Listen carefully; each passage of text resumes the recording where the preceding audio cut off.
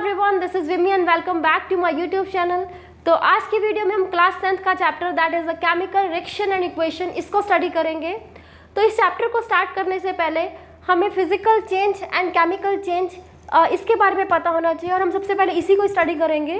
तो हमने previous classes में भी इसके बारे में पढ़ा हुआ, फिजिकल चेंज क्या होता है, केमिकल चेंज क्या होता है। एक्चुअली हमारे सराउंडिंग में क्या होता है, किसी भी टाइप का किसी भी सब्सटेंस में कोई भी चेंज होता है उसको हम टू कैटेगरी में डिवाइड करते हैं, एक तो physical change and chemical change.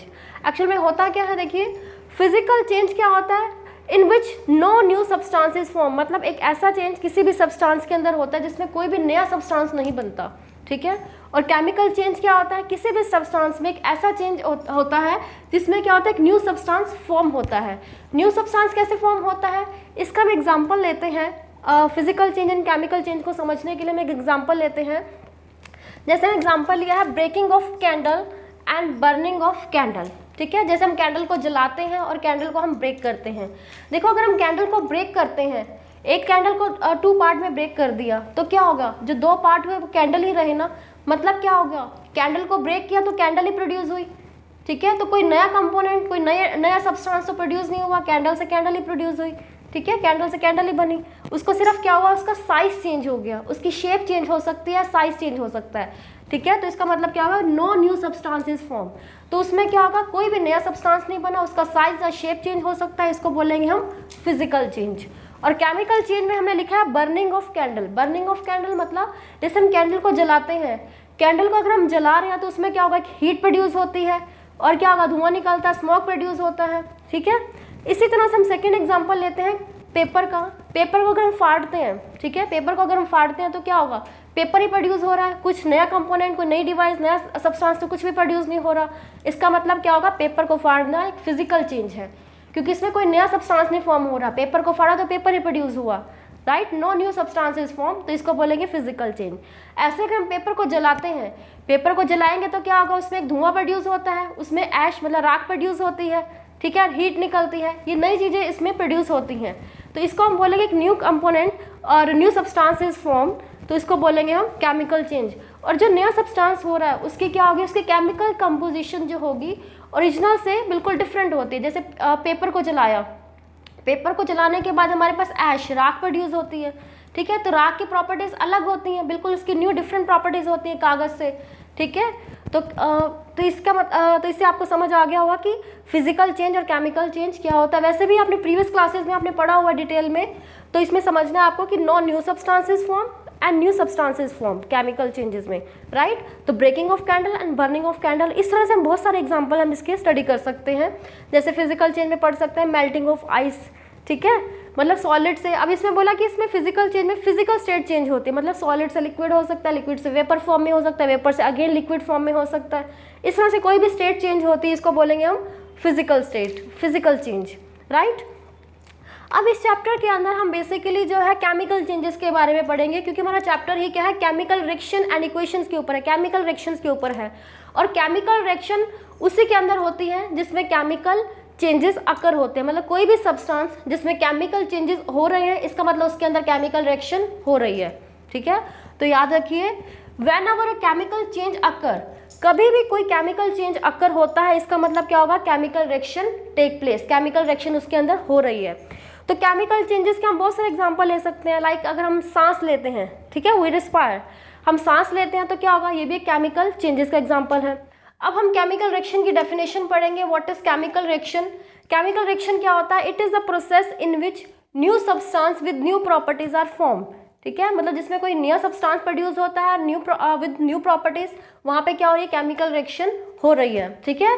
जैसे केमिकल रिएक्शन हमने पढ़ा कहाँ पर होगी, जहाँ पे केमिकल चेंज हो रहा है, इसका मतलब वहाँ पे केमिकल रिएक्शन हो रही है। और जहाँ पे केमिकल रिएक्शन हो रही है, इसका मतलब क्या हो रहा है, वहाँ पे कोई न्यू सब्सटेंस प्रोड्यूस हो रहा है, ठीक है।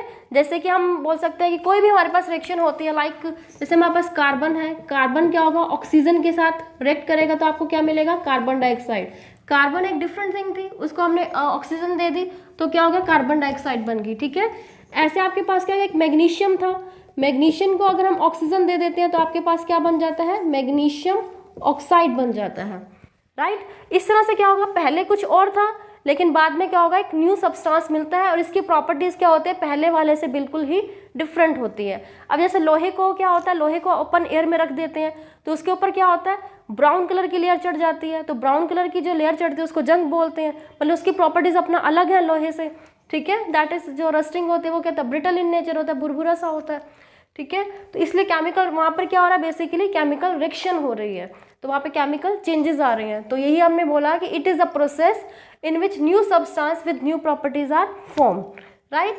अब हमारे पास है characteristics of chemical reaction. Chemical reaction की कैरेक्टरिस्टिक्स कैसे क्या होती है, हम कैसे पता लगेगा कि केमिकल रिएक्शन हो रही है। हमने बोला केमिकल चेंजेस आ रहे हैं, तो कैसे पता चलेगा कि केमिकल रिएक्शन हो रही है, केमिकल चेंजेस आ रहे हैं। तो हमारे पास क्या हो सकता है उसमें, इवोल्यूशन ऑफ गैस, जहाँ पे हम कह रहे हैं कि केमिकल चेंजेस हो रहे हैं, केमिकल रिएक्शन हो रही है, इसका मतलब वहाँ पे क्या हो सकता है, वहाँ पे गैस प्रोड्यूस हो सकती है, ठीक है। चेंज इन कलर, वहाँ पे कलर का चेंज हो सकता है, टेम्परेचर चेंज हो सकता है, प्रेसिपिटेट की फॉर्मेशन हो सकती है, या फिर स्टेट में चेंज आ सकता है। इसके हम कुछ एग्जांपल देखते हैं। देखो हमने पहले पढ़ा कि अगर केमिकल रिएक्शन हो रही है इसका मतलब क्या हो रहा है, वहाँ पे गैस प्रोड्यूस हो सकती है।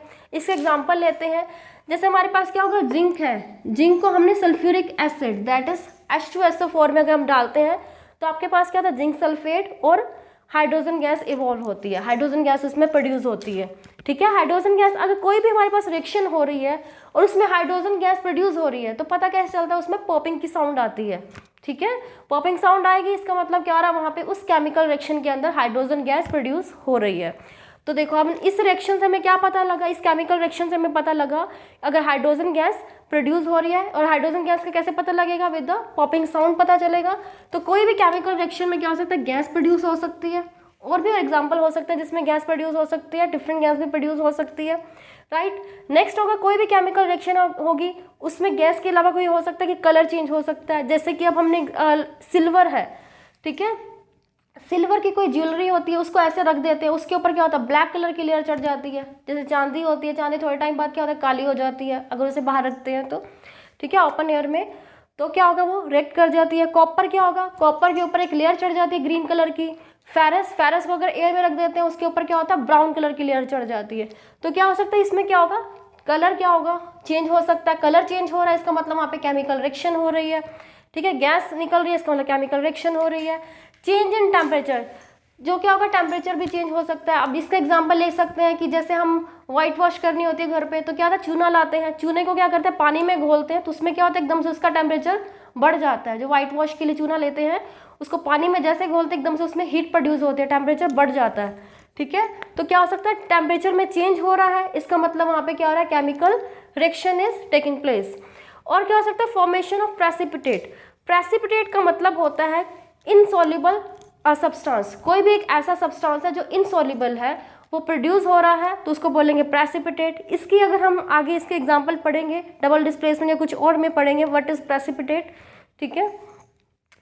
और क्या है, change in state, state change हो सकती है। इसका एग्जांपल लिया हुआ है, जैसे आपके पास क्या है, एक हाइड्रोजन एक गैस है, हाइड्रोजन गैस है और क्या होगा, ऑक्सीजन भी एक गैस है। अब दो गैसेस आपस में मिल रही हैं लेकिन उसमें क्या होगा, स्टेट चेंज होगी। स्टेट, अब हाइड्रोजन और ऑक्सीजन को मिलाते हैं तो क्या बनता है, H2O, मतलब वाटर बनता है। Water is in a liquid state, water क्या होता है, लिक्विड स्टेट में होता है। हाइड्रोजन और ऑक्सीजन क्या होता है, गैस के फॉर्म में होते हैं। तो मतलब यहाँ पे केमिकल रिएक्शन हो रही है, केमिकल रिएक्शन की वजह से क्या होगा, गैस स्टेट से लिक्विड स्टेट में हमारे पास चेंजेस आ रहे हैं, तो इसका मतलब यहाँ पे केमिकल रिएक्शन हो रही है, ठीक है। तो केमिकल रिएक्शन में क्या हो सकता है, स्टेट चेंज हो सकती है। प्रेसिपिटेट एक इनसॉल्युबल सब्सटेंस होता है, जो ना घुलने वाला एक चीज होती है, वो आपके पास प्रोड्यूस हो सकती है। टेम्परेचर बढ़ भी सकता है, कम भी हो सकता है, और कलर चेंज हो सकता है, और गैस भी प्रोड्यूस हो सकती है। केमिकल रिएक्शन में अब हम पढ़ेंगे what is reactant and what is product. Reactant क्या होता है, the substance which take part in chemical reaction. जो सब्सटेंस केमिकल रिएक्शन में पार्टिसिपेट करता है उसको रिएक्टेंट बोलेंगे, और जो सब्सटेंस प्रोड्यूस होता है ड्यूरिंग ए केमिकल रिएक्शन उसको बोलेंगे हम प्रोडक्ट। इसको हम एग्जांपल से समझते हैं। जैसे आपके पास है Mg+O2, ठीक है। मैग्नीशियम क्या होगा, ऑक्सीजन के साथ रिएक्ट करता है तो आपको मिलता है MgO, मैग्नीशियम ऑक्साइड मिलता है, ठीक है। जो MgO मैग्नीशियम ऑक्साइड मिलता है इसको बोलेंगे प्रोडक्ट, और जो मैग्नीशियम और ऑक्सीजन होंगे इसको बोलेंगे हम रिएक्टेंट, ठीक है। ये आपस में रिएक्ट कर रहे हैं तो इसको बोलेंगे रिएक्टेंट, और जो आपके पास प्रोड्यूस हो रहा है इसको हम बोलेंगे प्रोडक्ट, ठीक है। इसमें एक और बात आपको याद रखनी है, इसमें एक भी हो सकता है और एक से ज़्यादा रिएक्टेंट भी हो सकते हैं। इन दोनों के बीच में अगर एक से ज़्यादा है उसके बीच में हमने प्लस का साइन ऐड करना है, ठीक है। रिएक्टेंट को हमेशा हमने लेफ्ट हैंड साइड पे रखना है, प्रोडक्ट को हमने राइट हैंड साइड पे रखना है, ठीक है। और बीच में हमने एरो क्या करता है, एरो क्या करता है, प्रोडक्ट की तरफ होता है, ठीक है, टुवर्ड्स द प्रोडक्ट, राइट। तो याद रखना है रिएक्टेंट को हमने लेफ्ट हैंड साइड पे लिखना है, प्रोडक्ट को हमने राइट हैंड साइड पे लिखना है, और एरो को क्या करना है, एरो हमेशा टुवर्ड्स द प्रोडक्ट होगा, प्रोडक्ट की तरफ ही होगा एरो, राइट। ये आपको याद रखना है।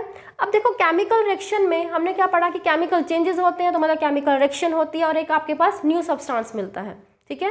तो जो न्यू सब्सटेंस मिल रहा है, तो हम कह सकते हैं कि कोई भी केमिकल रिएक्शन होगी उसमें क्या होगा, ओल्ड बॉन्ड ब्रेक होंगे, मतलब इसमें जो बॉन्डिंग होगी वो ब्रेक होती है, और क्या होगा आपके पास, न्यू बॉन्ड्स फॉर्म होंगे, क्योंकि न्यू बॉन्ड फॉर्म हो रहे हैं इसका मतलब न्यू कंपोजिशन हो रही है, ठीक है। तो आपके पास याद रखना केमिकल रिएक्शन में ओल्ड बॉन्ड ब्रेक होते हैं और न्यू बॉन्ड्स फॉर्म होते हैं, राइट। तो ये हमने पढ़ा केमिकल रिएक्शन के बारे में। अब हम पढ़ेंगे व्हाट इज केमिकल इक्वेशन, ठीक है। हमने चैप्टर में ही पढ़ना chemical reaction and equation, chemical reaction के बारे में हमने पढ़ा, ठीक है। अब हम केमिकल इक्वेशंस के बारे में पढ़ेंगे। What is chemical equation. Chemical equation क्या होता है कि representation of reactant and product of a chemical reaction in terms of their symbol and formula is called chemical equation. वैसे तो हम यहाँ पे लिख चुके हैं, ठीक है। तो इसका थ्योरेटिकल डेफिनेशन है, इसमें क्या लिखा है कि रिएक्टेंट को और प्रोडक्ट को रिप्रेजेंट करना, ठीक है। Representation of reactant and product, reactant को और प्रोडक्ट को रिप्रेजेंट करना, ठीक है, of a chemical reaction in terms of their symbol and फॉर्मूले, सिंबल या फॉर्मूले की फॉर्म में, ठीक है। जैसे मैग्नीशियम का सिंबल क्या होता है, Mg होता है, ठीक है, और मैग्नीशियम ऑक्साइड का Mg फॉर्मूला है मैग्नीशियम ऑक्साइड, ठीक है। तो सिंबल और फॉर्मूले की फॉर्म में आपको रिएक्टेंट और प्रोडक्ट को रिप्रेजेंट करना, इसको क्या बोलेंगे हम, केमिकल इक्वेशन, राइट। तो आपके पास केमिकल इक्वेशन क्या होती है, केमिकल इक्वेशन को भी आप टू टाइप्स में बता सकते हो, एक तो होगी स्केलेटल केमिकल इक्वेशन, एक होगी बैलेंस केमिकल इक्वेशन। इसको अब हम स्टडी करते हैं। स्केलेटल केमिकल इक्वेशन वो होती है जिसमें number of atoms of left hand side and right hand side of the arrow is not equal, known as the skeletal chemical equation, और इसको बोलते हैं अनबैलेंस केमिकल इक्वेशन। तो सबसे पहले याद रखना है कि जो स्केलेटल केमिकल इक्वेशन होती है उसको बोलते हैं unbalance chemical equation. Unbalance chemical equation मतलब इन्होंने बोला है कि number of atoms of left hand side and right hand side, जैसे मान लीजिए ये आपके पास एक केमिकल इक्वेशन है, ठीक है। इसमें एरो के लेफ्ट हैंड साइड पे क्या होता है आपके पास, रिएक्टेंट, और एरो के राइट हैंड साइड पे होते हैं प्रोडक्ट। इसमें जो एरो के लेफ्ट हैंड साइड पे जो भी एटम्स होंगे और जो एरो के राइट हैंड साइड पे जो एटम्स होंगे, नंबर ऑफ एटम्स होंगे वो इक्वल नहीं होंगे, ठीक है। तो ये लिखा है number of atoms of the left hand side and right hand side of the arrow, arrow किसके, एरो के मतलब लेफ्ट हैंड साइड पे मतलब जो रिएक्टेंट होगा और जो राइट हैंड साइड पे जो प्रोडक्ट होगा उसके एटम इक्वल नहीं होंगे, तो बोलेंगे अनबैलेंस। और बैलेंस केमिकल इक्वेशन क्या होती है कि जिसमें number of atom of each element on the both side, left hand side and on the right hand side, दोनों ही क्या होंगे, इक्वल होंगे, तो उसको बोलेंगे बैलेंस, ठीक है। Number of atom of each element before and after a chemical reaction remain same, दोनों क्या रहेंगे, सेम रहेंगे, इसको बोलेंगे बैलेंस, राइट। तो ये जो बैलेंस केमिकल इक्वेशन जो होती है जिसमें सेम रहते हैं वो क्या फॉलो करता है, law of conservation of mass, right. क्या फॉलो करेगा, law of conservation of mass. Law of conservation of mass क्या होता है, ये आपने प्रीवियस क्लासेस में भी पढ़ा होगा कि मास can neither be created nor be destroyed, मतलब मास को हम ना बना सकते हैं, ना इसको नष्ट किया जा सकता, ना इसको खत्म कर सकते हैं। ये जितना पहले ही होता है, ठीक है, जितना मतलब रिएक्टेंट के टाइम पे होता है उतना ही ये एटम्स प्रोडक्ट के टाइम पे भी रहता है, ठीक है। मतलब जो लेफ्ट हैंड साइड पे होगा, मतलब एरो के लेफ्ट हैंड साइड पे, मतलब जो रिएक्टेंट के पास होगा नंबर ऑफ एटम्स, वही आपके पास क्या होंगे, राइट हैंड साइड पे मतलब प्रोडक्ट के पास भी होंगे। तो यही क्या होता है, law of conservation of mass, ठीक है। अब जैसे आपके पास ये इक्वेशन है, इस इक्वेशन में हम देखते हैं जैसे Fe क्या एक एलिमेंट है, ठीक है, फेरस जो है, और H2O। अब इसमें हम देखो Fe का कितना है, एक ही एलिमेंट, एक ही आपके पास एटम है। हाइड्रोजन के कितने हैं, देखो Fe के आपके पास है 1, हाइड्रोजन के आपके पास है 2, और ऑक्सीजन का आपके पास है 1। अब राइट हैंड साइड पे देखिए Fe के आपके पास कितने हैं, Fe के आपके पास है 3, ऑक्सीजन के हैं 4, हाइड्रोजन के हैं 2 आपके पास है, राइट। लेकिन अब लेफ्ट हैंड साइड पे और राइट हैंड साइड पे इक्वल नहीं है, दिस इज अनबैलेंस और स्केलेटल। अब इसको हम बैलेंस कैसे करते हैं, मतलब जो स्केलेटल होगी केमिकल इक्वेशन, इसको बैलेंस करना है तो कैसे किया जाएगा। देखो आपके पास क्या है, इस इक्वेशन को हम लिखते हैं दोबारा से। पहले आप लिखें यहाँ पे रिएक्टेंट ठीक है, और यहाँ पे लिखिए प्रोडक्ट। रिएक्टेंट में क्या है, Fe के कितने हैं 1 एटम, हाइड्रोजन का कितना है 2 एंड ऑक्सीजन का है 1।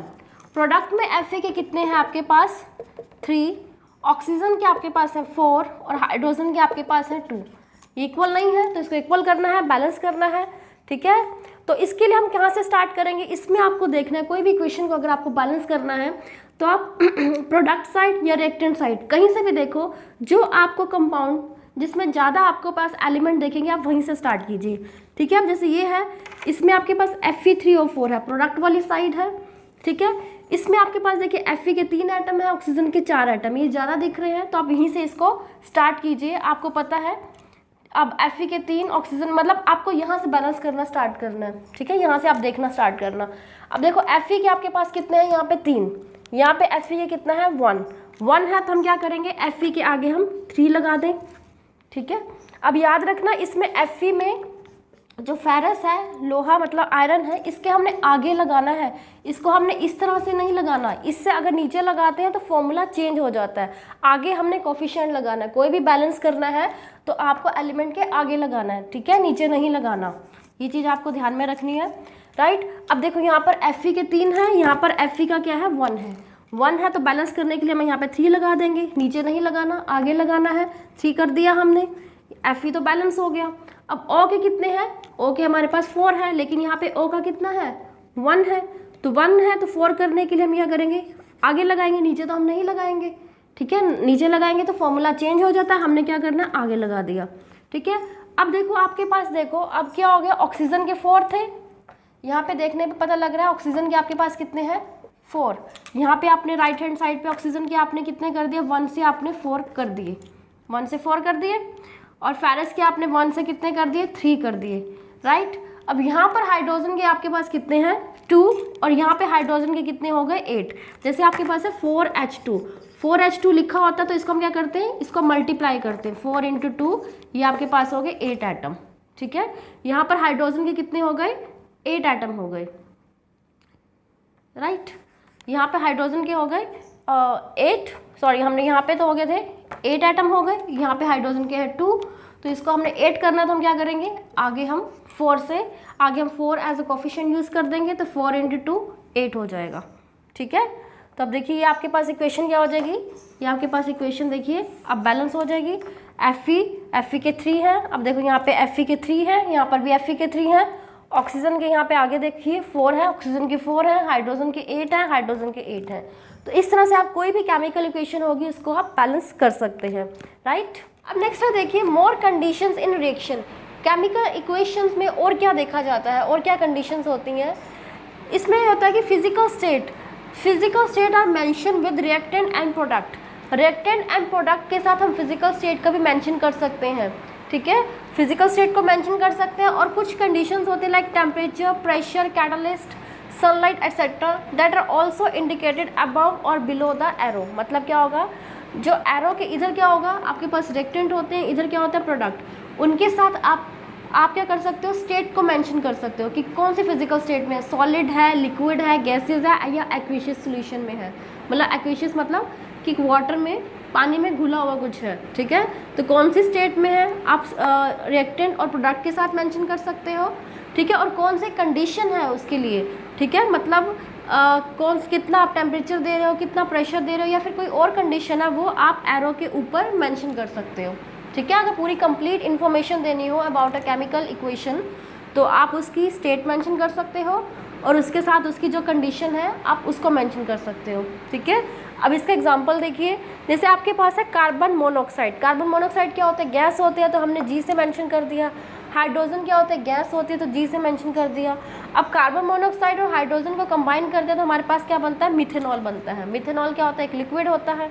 ठीक है, लिक्विड होता है, और ये कौन सी कंडीशन पर होगा, इसके लिए कंडीशन है, मतलब दोनों को कंबाइन किया और दोनों को क्या कंडीशन दी हमने 340 एटमॉस्फेरिक प्रेशर, इतना हमने प्रेशर दिया है तब जाके मिथेनॉल बनेगा। ठीक है, तो देखो इसमें हम ये भी देख सकते हैं कि इसमें स्टेट भी चेंज हो रही है। ठीक है, हमने पहले पढ़ा था ना कि केमिकल रिएक्शंस होती हैं तो उसमें क्या होता है, चेंज ऑफ स्टेट होती है। तो इसमें स्टेट चेंज हो रही है, गैसेस स्टेट से किस में जा रहा है, लिक्विड स्टेट में जा रहा है। हम यहाँ पे ये भी देख सकते हैं, इसमें फिजिकल स्टेट भी मेंशन कर रखी है, और इसमें इसके साथ इसकी कंडीशन भी दे रखी है, ठीक है। नेक्स्ट देखो आपके पास है कार्बन डाइऑक्साइड और क्या आपके पास वाटर। कार्बन डाइऑक्साइड क्या होती है, गैसेस फॉर्म में होती है, तो हम लिख देंगे गैसेस फॉर्म में है, ठीक है। और हाइड्रोजन H2O क्या होगा, लिक्विड फॉर्म में है, पानी है लिक्विड फॉर्म में है। ये दोनों कंबाइन होंगे और इसको कंडीशन क्या है, क्या क्या दिया जाएगा, सनलाइट मिलेगी और क्लोरोफिल। तो ये किसकी कंडीशन होगी, कौन सी इक्वेशन होगी, ये फोटोसिंथेसिस की इक्वेशन है, जो हम बचपन से छोटे क्लासों से पढ़ते आ रहे हैं। व्हाट इज़ फोटोसिंथेसिस, मतलब पौधों के द्वारा अपना खाना बनाना, इसको फोटोसिंथेसिस बोलते हैं। तो कब बनाते हैं, जब उसको सनलाइट मिलती है और जब पौधों में क्या होना चाहिए, क्लोरोफिल होना चाहिए, ठीक है, और पौधों को पानी मिलना चाहिए और कार्बन डाइऑक्साइड मिलनी चाहिए। तो यही आपके पास कि कार्बन डाइऑक्साइड मिल रहा है, वाटर मिल रहा है, साथ में क्या कंडीशन है कि सनलाइट और क्लोरोफिल होना चाहिए। तो आपके पास क्या बनेगा, पौधे अपना खाना बनाएंगे। खाना किस फॉर्म में होता है, ग्लूकोज की फॉर्म में होता है। तो आपको ग्लूकोज का फॉर्मूला होता है C6H12O6। तो आपको ये लर्न करना है, ग्लूकोज का फॉर्मूला C6H12O6। और साथ में पौधे क्या करते हैं, ऑक्सीजन गैस को रिलीज करते हैं और वाटर इन लिक्विड स्टेट, ठीक है। नेक्स्ट आपके पास है Fe, that is a ferrous. ये हमने पहले पढ़ा था, लोहा मतलब आयरन है प्लस H2O, राइट। तो आपके पास क्या बनता था, Fe3O4 प्लस 4H2। इसको हमने बैलेंस करना भी देखा है, ठीक है। देखो अब हमने यहाँ पे क्या, Fe मतलब फेरस है, ये तो सॉलिड स्टेट में है। यहाँ पर H2O को हमने G लिखा है गैसेस फॉर्म में, यहाँ पे हमने H2O को L लिखा है लिक्विड स्टेट में। तो याद रखना, जहाँ पे लिक्विड स्टेट में है तो वो तो नॉर्मल हो गया, जहाँ पे H2O G फॉर्म में है इसका मतलब वो क्या होगी, स्टीम की फॉर्म में है। तो ये चीज़ आपको देखना, फेरस और H2O क्या होगा, स्टीम फॉर्म में होगा। तो Fe3O4 ये आपके पास सॉलिड होता है और H2 क्या होगा, एक गैस रिलीज होते हैं। इस तरह से हम इसकी कंडीशंस और फिजिकल स्टेट भी केमिकल इक्वेशन के अंदर मेंशन कर सकते हैं, राइट। नेक्स्ट आपके पास है types of chemical reaction. Chemical reaction कितने टाइप की होती है, तो फर्स्ट आपके पास है कॉम्बिनेशन रिएक्शन। तो कॉम्बिनेशन रिएक्शन क्या होती है, इन विच 2 और मोर सब्सटेंस कंबाइन, मतलब जिसमें 2 या 2 से ज़्यादा सब्सटेंस कंबाइन होते हैं to form a single product, एक सिंगल प्रोडक्ट बनाते हैं, ठीक है। मतलब जिसमें 2 या 2 से ज़्यादा सब्सटेंस मिलके एक सिंगल प्रोडक्ट बनाते हैं, उसको बोलते हैं कॉम्बिनेशन। कॉम्बिनेशन मतलब कंबाइन होते हैं, ठीक है। तो इसके एग्जांपल देखते हैं हम। फर्स्ट एग्जांपल आपके पास है CaO प्लस H2O। CaO मतलब जिसको हम बोलते हैं कैल्शियम ऑक्साइड, कैल्शियम ऑक्साइड या बोलते हैं क्विक लाइम, चूना बोलते हैं जिसको, ठीक है। CaO मतलब कैल्शियम ऑक्साइड, ये सॉलिड फॉर्म में होता है। इसको हमने H2O में डाला, मतलब पानी में डाल दिया इसको, तो आपके पास क्या बनता है, CaOH2। देखो अब दो प्रोडक्ट आप दो सब्सटेंस आपके पास कंबाइन हो रहे हैं, 2 सब्सटेंस कंबाइन होकर आपके पास सिंगल प्रोडक्ट बन रहा है।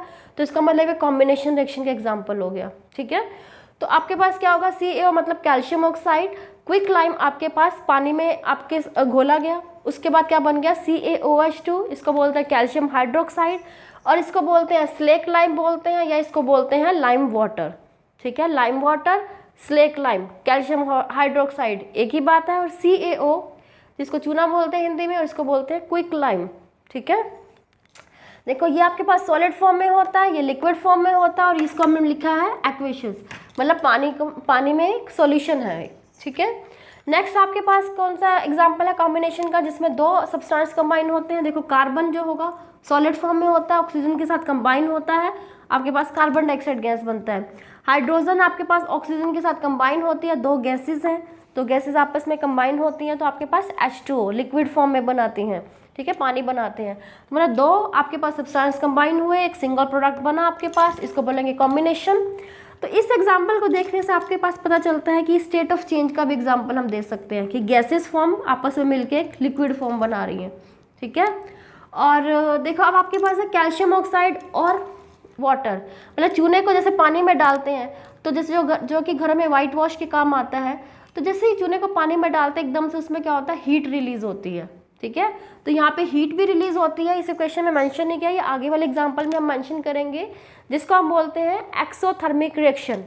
मतलब कुछ ऐसी रिएक्शन भी होते हैं जिसमें हीट या तो रिलीज होती है या हीट को एब्जॉर्ब किया जाता है, ठीक है। हीट अगर रिलीज हो रही है मतलब निकल रही है तो उसको बोलेंगे एक्सोथर्मिक, एग्जिट हो रही है मतलब एक्सोथर्मिक। एंडोथर्मिक मतलब जिसमें हीट को यूज़ किया जाता है उसको बोलेंगे एंडोथर्मिक रिएक्शन, ठीक है। तो इससे ये जो हमने एग्जांपल लिया है CaO प्लस H2O, ये कॉम्बिनेशन इक्वेशन का भी एग्जांपल में मेंशन कर सकते हो, और इसको आप एक्सोथर्मिक में भी मेंशन कर सकते हो। अभी हम स्टडी करते हैं एक्सोथर्मिक और एंडोथर्मिक को भी।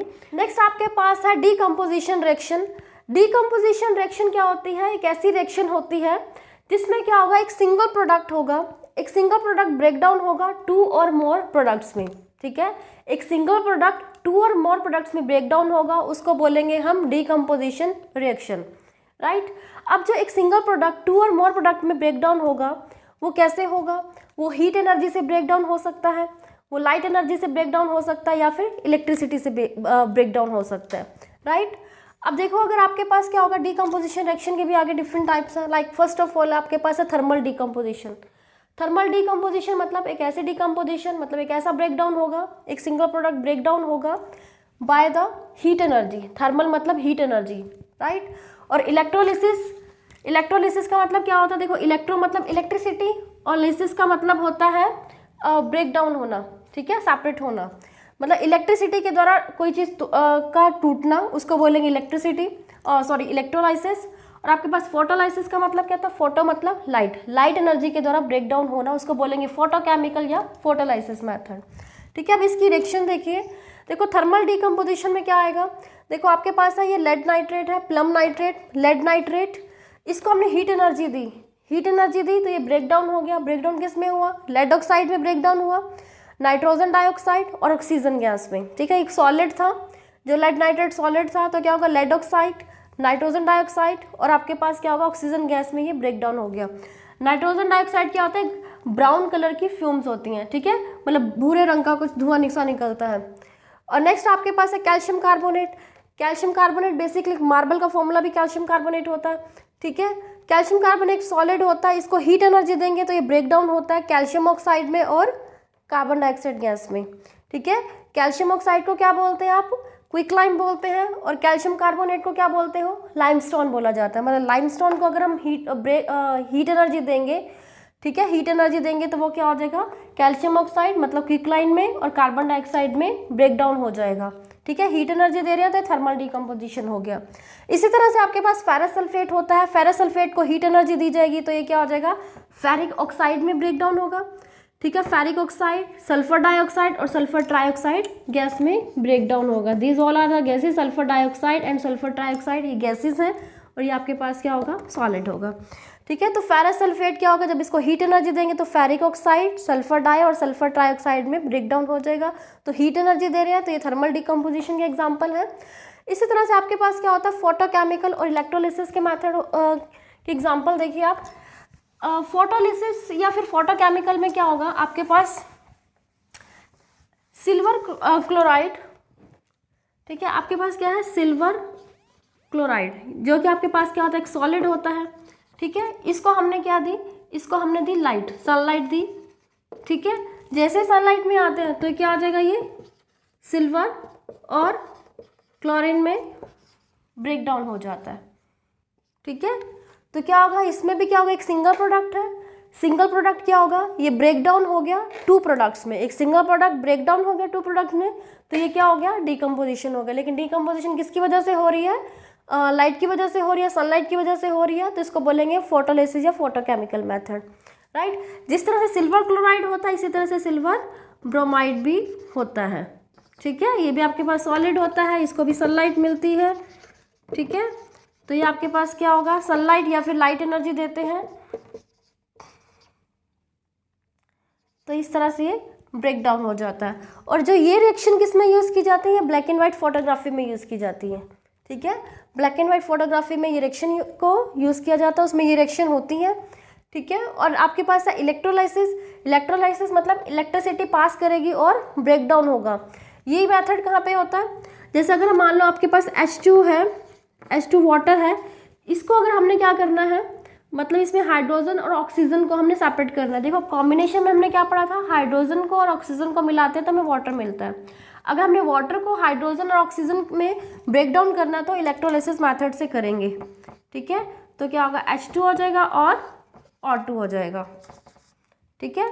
तो आपके पास ये लिक्विड हो गया और ये आपके पास क्या हो गया, ये गैसेस फॉर्म में हो गया। तो ये इलेक्ट्रोलाइसिस मेथड का रिएक्शन हो गई और आपके पास क्या हो गया, फोटोलिसिस मेथड की हो गई, राइट। अब देखो आपके पास डीकम्पोजिशन रिएक्शन में देखो, इसमें हमने क्या पढ़ा, इसमें कोई भी प्रोडक्ट ब्रेक डाउन होगा इसको या तो हमें हीट एनर्जी देनी पड़ेगी या सनलाइट या लाइट एनर्जी, या फिर आपको इलेक्ट्रिसिटी देनी पड़ेगी।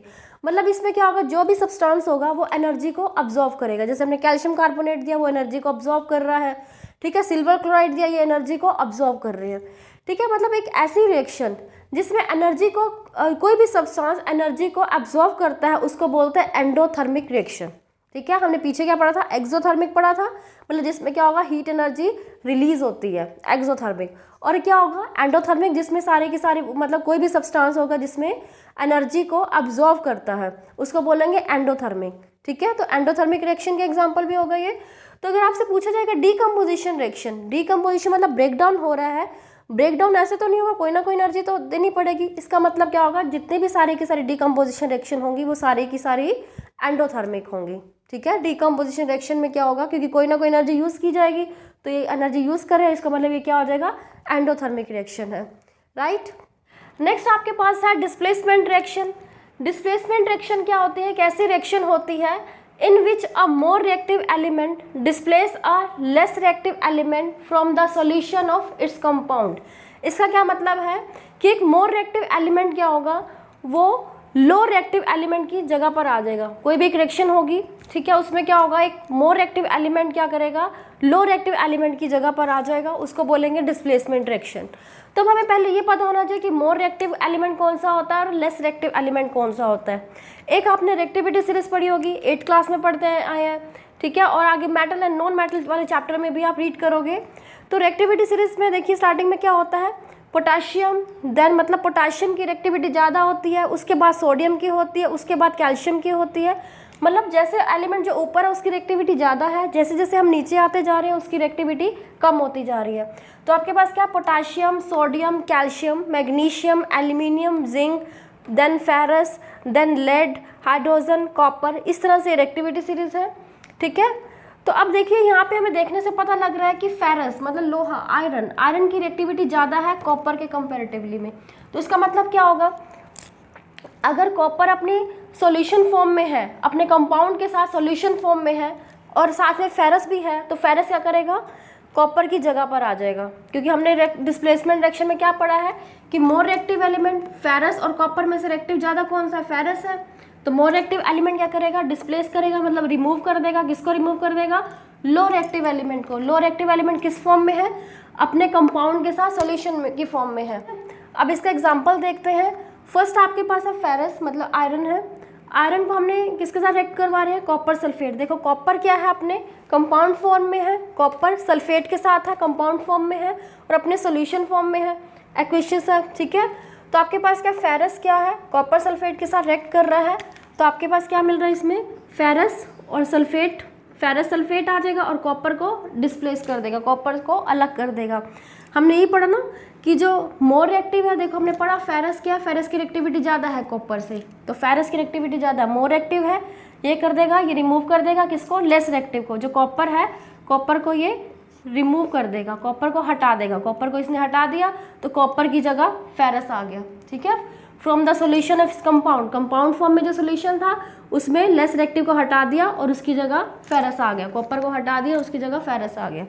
इसी तरह से आप देखिए जिंक प्लस कॉपर सल्फेट है, कॉपर सल्फेट फिर वही एलिमेंट अपने कंपाउंड के साथ है, सोल्यूशन फॉर्म में है, उसको जिंक के साथ रिएक्ट करवा रहे हैं।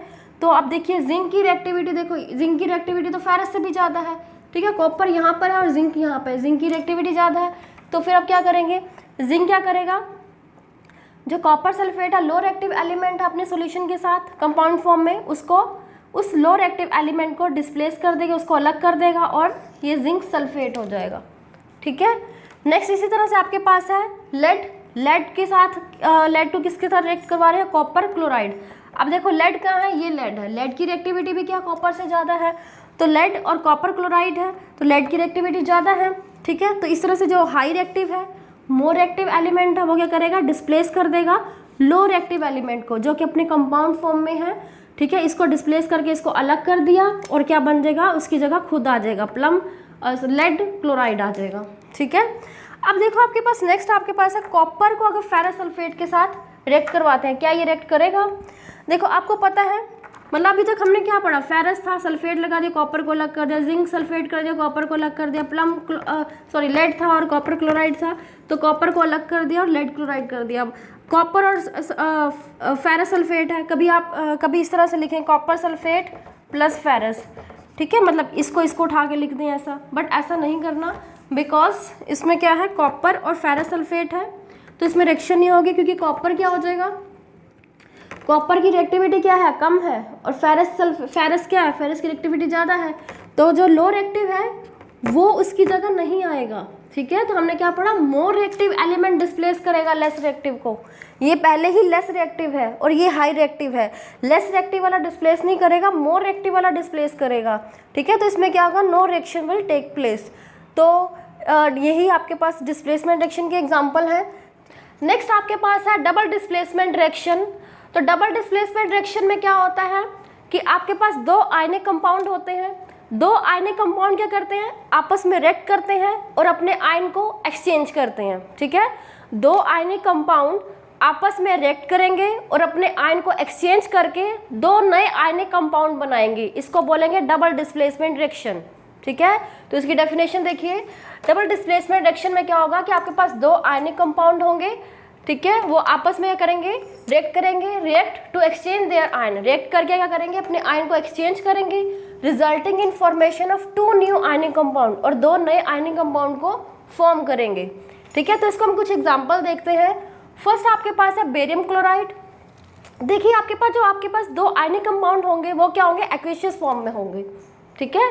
तो आपके पास क्या होंगे, फर्स्ट आपके पास है बेरियम क्लोराइड, ये आपके पास किसके साथ रिएक्ट करेगा, सोडियम सल्फेट के साथ। तो याद रखना, बेरियम क्लोराइड अगर सोडियम सल्फेट के साथ रिएक्ट करेगा तो वो क्या होगा, अपने आयन को एक्सचेंज करेगा, तो क्या करेगा, दो नए आयनिक कंपाउंड बनाएगा। तो देखिए कि आपके पास बेरियम क्लोराइड और सोडियम सल्फेट, अब देखो जैसे रिएक्ट करते हैं तो ये अपने आयनिक में ब्रेक हो जाते हैं, ठीक है। जैसे बेरियम क्लोराइड क्या हो गया, प्लस, क्लोरीन पे negative, sodium plus, sulphate negative, ठीक है। तो ये अपने आयनिक फॉर्म में आ जाता है, तो क्या हो जाएगा, ये जो बेरियम है ये क्या हो जाएगा, सल्फेट के साथ चला जाता है, ये वाला प्लस, ये माइनस के साथ, ठीक है। ये सोडियम क्या हो जाएगा, ये क्लोराइड के साथ, ठीक है। इस तरह से आपके पास दो नए आयनिक कंपाउंड बन जाते हैं। तो बेरियम वाला ये वाला प्लस, इसके नेगेटिव के साथ सल्फेट के साथ, तो बेरियम सल्फेट हो गया, सोडियम वाला क्लोराइड के साथ, सोडियम क्लोराइड के साथ, ठीक है। इसी तरह से आपके पास क्या होगा, सोडियम क्लोराइड अगर आपके पास सिल्वर नाइट्रेट के साथ रिएक्ट करता है, तो याद रखना ये सारे के सारे एक्वेशियस फॉर्म में है, राइट। तो सोडियम क्लोराइड क्या होगा, आपके पास सिल्वर नाइट्रेट के साथ रिएक्ट करता है, तो आपके पास सिल्वर क्लोराइड और सोडियम नाइट्रेट मिलता है, ठीक है। अब देखो सोडियम क्लोराइड प्लस माइनस होता है, सोडियम क्लोराइड प्लस माइनस, ये प्लस माइनस, इस तरह से आपके पास क्या होता है, ये सोडियम जो प्लस वाला है इस नाइट्रेट माइनस के साथ मिलके कंपाउंड बनाएगा, और ये सिल्वर प्लस वाला इस क्लोराइड के साथ मिलके एक कंपाउंड बनाएगा। तो इस तरह से सोडियम क्लोराइड सिल्वर नाइट्रेट के साथ रिएक्ट करता है, तो आपके पास क्या बनेगा, सिल्वर क्लोराइड और सोडियम नाइट्रेट बनेगा, राइट। इसी तरह से आपके पास क्या है, लेड नाइट्रेट है। लेड नाइट्रेट क्या होगा, पोटेशियम आयोडाइड के साथ रिएक्ट करेगा। तो पोटेशियम आयोडाइड के साथ रिएक्ट करके तो ये क्या करेगा, इसी तरह से ये भी अपने आयनिक फॉर्म में ब्रेक होता है, ठीक है। तो ये लेड आयोडाइड बनाएगा, ठीक है, ये प्लस, ये negative, this is plus and this is negative, ये आपके पास लेड और आयोडाइड बनाएगा, और ये क्या आ जाएगा, पोटेशियम नाइट्रेट बनेगा, ठीक है।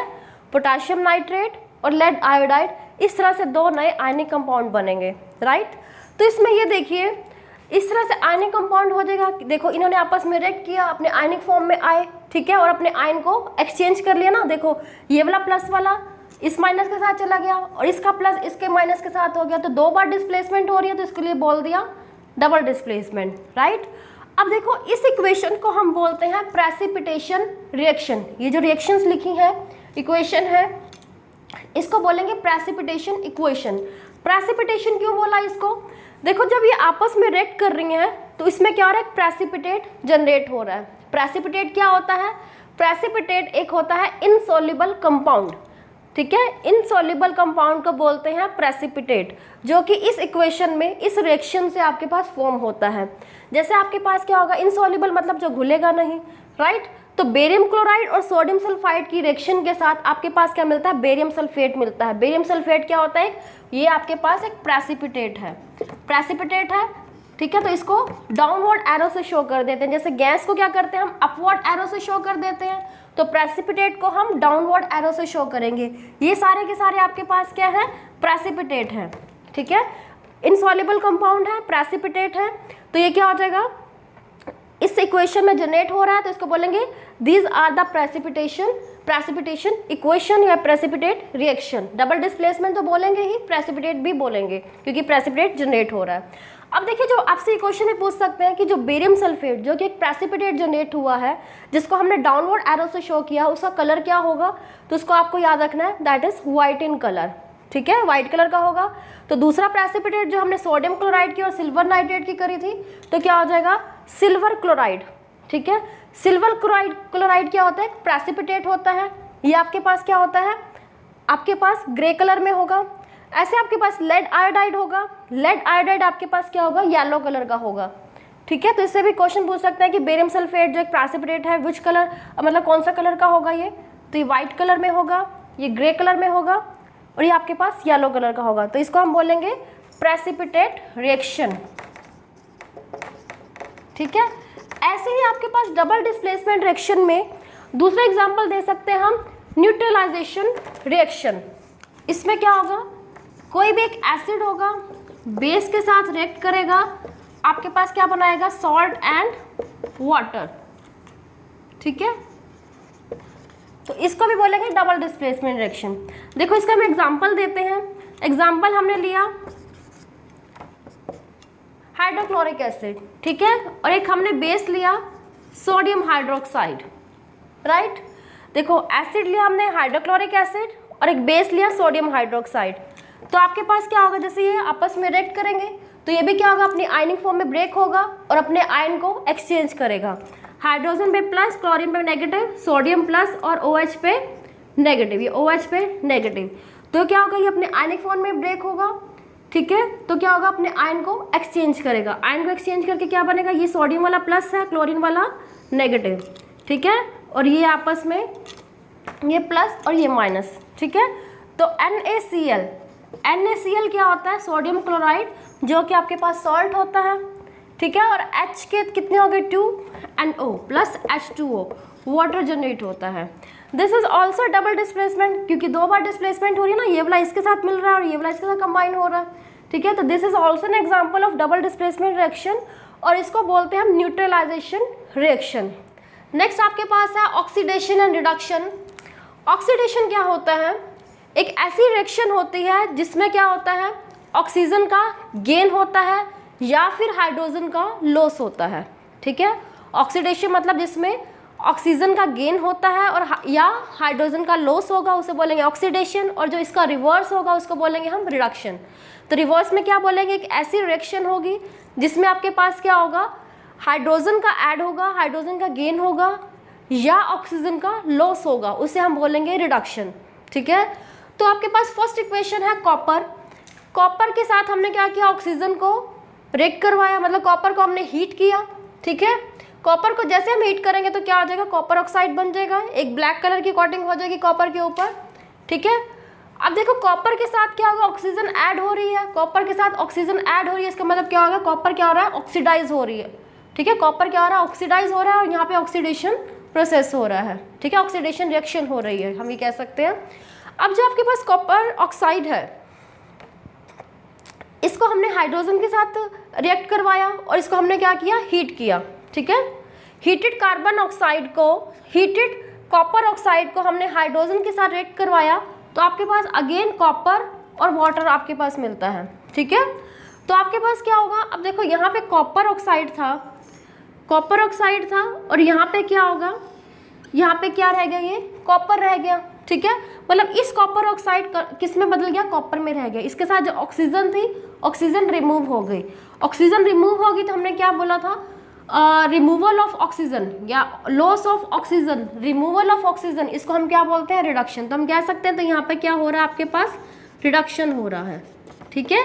और जो यहाँ पे आपके पास क्या, हाइड्रोजन, यहाँ पे जो हाइड्रोजन है इसके साथ क्या हो गया, ऑक्सीजन ऐड हो रही है यहाँ पे, प्रोडक्ट में देखिए हाइड्रोजन के साथ क्या होगा, ऑक्सीजन ऐड हो रही है, तो एडिशन या गेन ऑफ ऑक्सीजन इसको क्या बोलते हैं हम, ऑक्सीडेशन। इसको हम क्या बोलेंगे, ऑक्सीडेशन।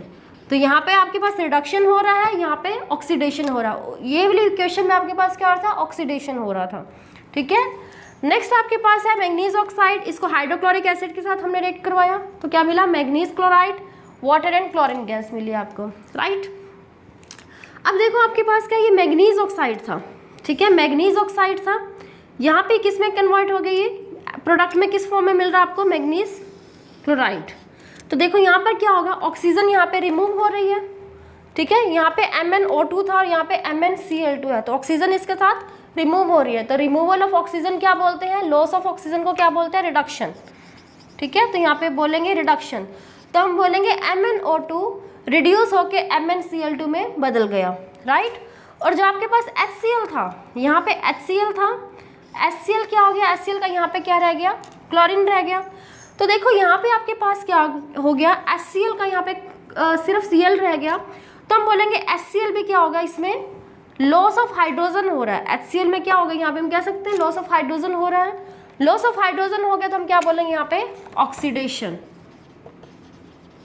ठीक है, तो यहाँ पे हो गया रिडक्शन, यहाँ पे क्या हो गया, ऑक्सीडेशन, राइट। यहाँ पे भी रिडक्शन और ऑक्सीडेशन। तो ऐसी रिएक्शन जिसमें रिडक्शन एंड ऑक्सीडेशन दोनों होते हैं उसको बोलेंगे रिडक्शन ऑक्सीडेशन रिएक्शन। ठीक है, क्या बोलेंगे इसको, रिडक्शन ऑक्सीडेशन रिएक्शन, और इसको हम शॉर्ट में बोलते हैं रिडॉक्स रिएक्शन। ठीक है, इसको क्या बोलेंगे हम, redox reaction, reduction oxidation reaction, redox reaction. Next आपके पास ऑक्सीडेशन रिडक्शन में होता है कि substance oxidise, substance reduce, oxidising agent and reducing agent कैसे फाइंड आउट करने हैं, इन अ केमिकल इक्वेशन। ठीक है, जैसे आपके पास क्या है, कोई भी केमिकल इक्वेशन दे रखी होगी, जैसे आपके पास अभी हमने पढ़ा है कॉपर ऑक्साइड प्लस हाइड्रोजन, तो क्या मिलेगा प्रोडक्ट फॉर्म में, कॉपर प्लस वाटर मिलेगा। ठीक है, तो इस इक्वेशन में आपको ये सब फाइंड आउट करना है। तो आपको इसके लिए सबसे पहले पता होना चाहिए कि इसमें रिडक्शन कहाँ पे हो रहा है और ऑक्सीडेशन कहाँ हो रहा है। देखो कॉपर ऑक्साइड है, इसमें क्या होगा, यहाँ पे क्या होगा, ऑक्सीजन रिमूव हो गया, ऑक्सीजन रिमूव होकर कॉपर में कन्वर्ट हो रहा है, तो यहाँ पे क्या बोलेंगे, यहाँ पे रिडक्शन हो रहा है क्योंकि ऑक्सीजन रिमूव हो रहा है। ठीक है, और जो हाइड्रोजन है, हाइड्रोजन के साथ क्या होगा, ऑक्सीजन ऐड हो रही है, तो यहाँ पे क्या हो जाएगा, ऑक्सीडेशन। ऑक्सीडेशन का मतलब क्या होगा कि ऑक्सीजन का ऐड होना और ऑक्सीजन का रिमूवल, रिडक्शन। तो अब यहाँ पे सब्सटेंस ऑक्सीडाइज क्या होता है, मतलब जौन सा सब्सटेंस, ठीक है, इसमें क्या होगा, कौन सा जिसमें ऑक्सीडेशन हो रहा है। ठीक है, सब्सटेंस ऑक्सीडाइज, कौन सा सब्सटेंस है जो ऑक्सीडाइज हुआ है, H2 है, वो क्या होगा, ऑक्सीडाइज होकर H2O बना है, तो कौन सा सब्सटेंस ऑक्सीडाइज हुआ, H2। ठीक है, ये ऑक्सीडाइज हुआ ना क्योंकि इसमें ऑक्सीजन ऐड हुई है। सब्सटेंस रिड्यूस, कौन सा है जो कि रिड्यूस हुआ है, जिसमें ऑक्सीजन रिमूव हुई है, ठीक है, या हाइड्रोजन ऐड हुई है। ठीक है, तो वो कौन सा होगा, CuO। ठीक है, क्योंकि इसमें क्या होगा, ऑक्सीजन रिमूव होकर Cu बना है ना। ठीक है, तो जौन सा जहाँ पे रिडक्शन हो रहा होगा वही वाला लिख देंगे, जहाँ पे आपके पास ऑक्सीडेशन हो जाएगा वो सब्सटेंस ऑक्सीडाइज हो जाएगा, राइट। अब ऑक्सीडाइजिंग एजेंट और रिड्यूसिंग एजेंट क्या होता है, देखो एजेंट क्या होगा, ऑक्सीडाइजिंग एजेंट क्या होगा, इसमें आपको वो वाला कंपोनेंट लिखना है जो क्या करेगा, दूसरों को ऑक्सीडाइज कर रहा है। ठीक है, एजेंट क्या करता है, दूसरों को सर्विस प्रोवाइड करता है ना, कोई भी एजेंट होता है, किसी भी कंपनी का एजेंट दूसरों को सर्विस प्रोवाइड करता है। ऐसे क्या होगा, ऑक्सीडाइजिंग एजेंट क्या होगा, जो दूसरों को ऑक्सीडाइज कर रहा है बट खुद क्या हो रहा है, रिड्यूस हो रहा है। तो आप इसमें देखो दूसरों को ऑक्सीडाइज कौन करेगा, जिसके पास खुद ऑक्सीजन होगी। ठीक है, तो ऑक्सीडाइजिंग एजेंट क्या होगा, जो दूसरों को ऑक्सीडाइज करेगा बट खुद रिड्यूस हो रहा है। रिड्यूस कौन सा हो रहा था, CuO हो रहा था ना, तो ये आपके पास ऑक्सीडाइजिंग एजेंट हो जाएगा। ठीक है, ये ऑक्सीडाइजिंग एजेंट हो जाएगा क्योंकि इसमें ऑक्सीजन है, यही दूसरों को ऑक्सीजन देगा और खुद रिड्यूस भी हुआ ना यहाँ पे। ठीक है, तो आपके पास रिड्यूसिंग एजेंट क्या हो गया, जो ये करेगा, रिड्यूसिंग एजेंट क्या हो जाएगा, जो कि रिडक्शन करेगा। ठीक है, बट खुद क्या हो रहा होगा, ऑक्सीडाइज हो रहा होगा। तो ऑक्सीडाइज कौन सा हो रहा है, H2 ऑक्सीडाइज हो रहा है ना, तो ये हो जाएगा H2, राइट। इसी तरह से आपके पास ये इक्वेशन है SO2 + 2H2S and it gives H2O and 3S।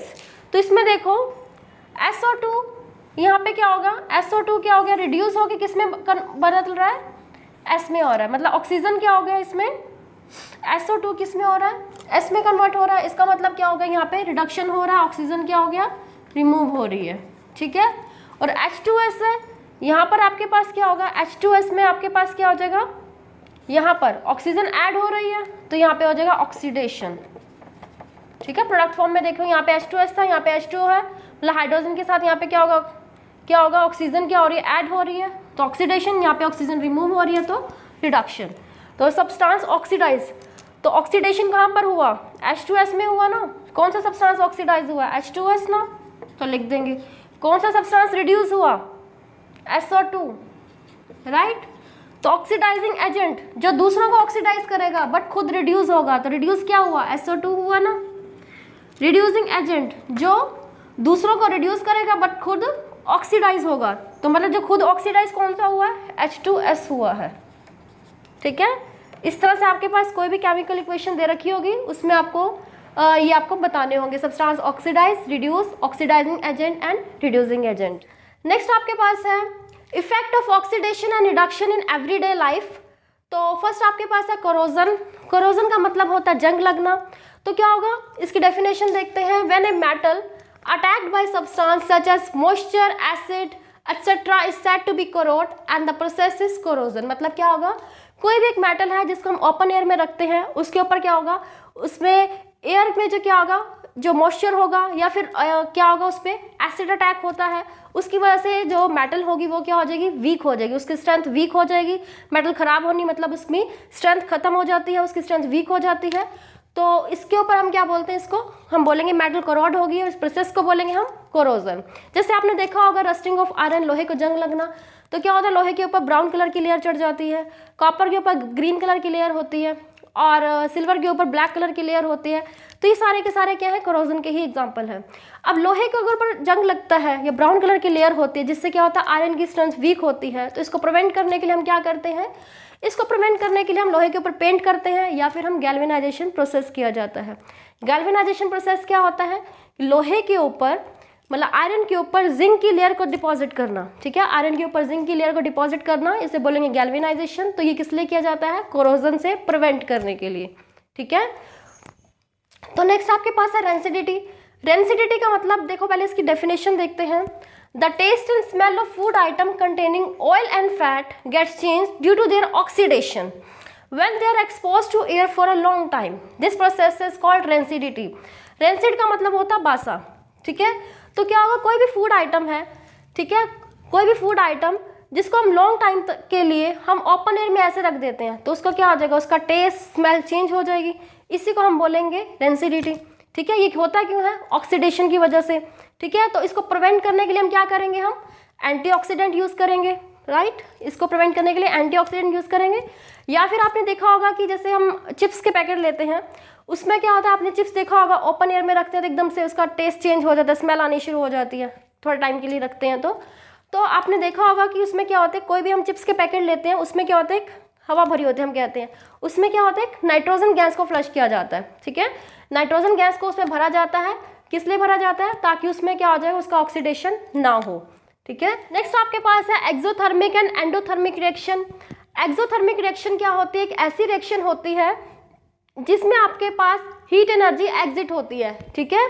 कोई भी ऐसी रिएक्शन जिसमें आपके पास एनर्जी रिलीज होती है उसको बोलेंगे एक्सोथर्मिक। और एंडोथर्मिक रिएक्शन एक ऐसी रिएक्शन जिसमें एनर्जी को अब्जॉर्ब किया जाता है, ठीक है। एनर्जी अब्जॉर्ब की जाएगी तो एंडोथर्मिक, एनर्जी रिलीज होगी तो एक्सोथर्मिक रिएक्शन। तो इसके एग्जांपल है, फर्स्ट आपके पास है burning of natural gas. Natural gas मतलब मीथेन, और इसकी बर्निंग के लिए हम क्या लिखना पड़ेगा, मीथेन प्लस ऑक्सीजन करना पड़ेगा, ठीक है, क्योंकि कोई भी गैस होगी, कोई भी सब्सटेंस क्या होगा, ऑक्सीजन की प्रेजेंस में ही जलता है, ठीक है। तो CH4 + 2O2, तो आपके पास क्या मिलेगा, carbon dioxide, water and heat. तो हीट एनर्जी आपको मिल रही है, तो इसका मतलब क्या होगा, ये एक्सोथर्मिक। सेकेंड एग्जाम्पल इसका है रेस्पिरेशन। रेस्पिरेशन मतलब श्वसन, सांस लेना।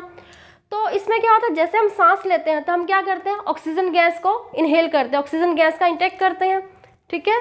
अब देखो, हम कोई भी खाना खाते हैं, लाइक हम राइस, पोटैटो, चपाती कुछ भी खाते हैं, तो इसमें क्या होता है, कार्बोहाइड्रेट्स। कार्बोहाइड्रेट्स क्या होता है, जब डाइजेस्ट होते हैं, हमारे खाना जब हम खाते हैं उसके बाद डाइजेस्ट होता है, तो कार्बोहाइड्रेट जब डाइजेस्ट होता है वो क्या होगा, ग्लूकोज में कन्वर्ट होता है। तो ग्लूकोज का फॉर्मूला होता है C6H12O6। ठीक है, खाना खाया, डाइजेस्ट हुआ in the form of glucose, glucose का फॉर्मूला है C6H12O6। रेस्पिरेशन, सांस ले रहे हैं तो कौन सी गैस ले रहे हैं, ऑक्सीजन ले रहे हैं। C6H12O6 ग्लूकोज क्या होगा, हमारी बॉडी में है। ठीक है, तो क्या होगा, इसको ऑक्सीजन मिल गई, ऑक्सीजन मिल गई तो क्या होगा, इसने कार्बन डाइऑक्साइड बनाई, वाटर एंड एनर्जी रिलीज की। जैसे खाना खाते हैं, कार्बोहाइड्रेट्स खाते हैं तो हमें एकदम से एनर्जी मिल जाती है ना। ठीक है, तो इसका मतलब क्या हो गया, रेस्पिरेशन भी एक एक्सोथर्मिक प्रोसेस हुआ। क्यों, क्योंकि रेस्पिरेशन में भी क्या होगा, आपके पास एनर्जी रिलीज हो रही है, एनर्जी मिल रही है, तो ये भी क्या होगा, एक एक्सोथर्मिक प्रोसेस है। क्यों है, क्योंकि जो ग्लूकोज है वो ऑक्सीजन के साथ रिएक्ट करके carbon dioxide, water and energy बना रहा है, एनर्जी रिलीज कर रहा है। ठीक है, तो respiration is also a exothermic process. Third आपके पास है decomposition of vegetable matters into compose. जैसे वेजिटेबल मैटर्स होते हैं उससे हम कंपोज खाद बनाते हैं, तो क्या होता है, उसका डीकम्पोजिशन होता है। जब डीकम्पोजिशन होता है वेजिटेबल मैटर का इनटू कंपोज, तो उसमें भी क्या होती है, एनर्जी रिलीज होती है, तो इसको हम बोलेंगे this is also exothermic process. Endothermic process, इसके एग्जाम्पल हम वैसे पहले देख चुके हैं। तो एंडोथर्मिक रिएक्शन में क्या होगा, इसमें एनर्जी अब्जॉर्ब की जाएगी। जैसे कैल्शियम कार्बोनेट है, डीकम्पोजिशन में हमने देखे हैं इसका एग्जांपल, कैल्शियम कार्बोनेट है, इसको हीट एनर्जी मिलेगी तो क्या हो जाएगा, ये कैल्शियम ऑक्साइड और कार्बन डाइऑक्साइड में ब्रेक होगा। ठीक है, तो इसका मतलब एनर्जी को यूज़ कर रहा है, हीट एनर्जी को यूज़ कर रहा है, तो मतलब एनर्जी को यूज़ कर रहा है, तो ये क्या हो गया, एंडोथर्मिक रिएक्शन। सेकेंड एग्जाम्पल है सिल्वर क्लोराइड। सिल्वर क्लोराइड क्या होगा, इसको सनलाइट मिलेगी। ठीक है, तो क्या होगा, सिल्वर और क्लोराइड में ब्रेक डाउन हो जाएगा इसका। ठीक है, डिकम्पोज हो जाएगा, तो इसका मतलब कौन सी एनर्जी को यूज़ कर रहा है, ये सनलाइट एनर्जी को यूज़ कर रहा है, तो एनर्जी इसमें अब्जॉर्ब की जा रही है।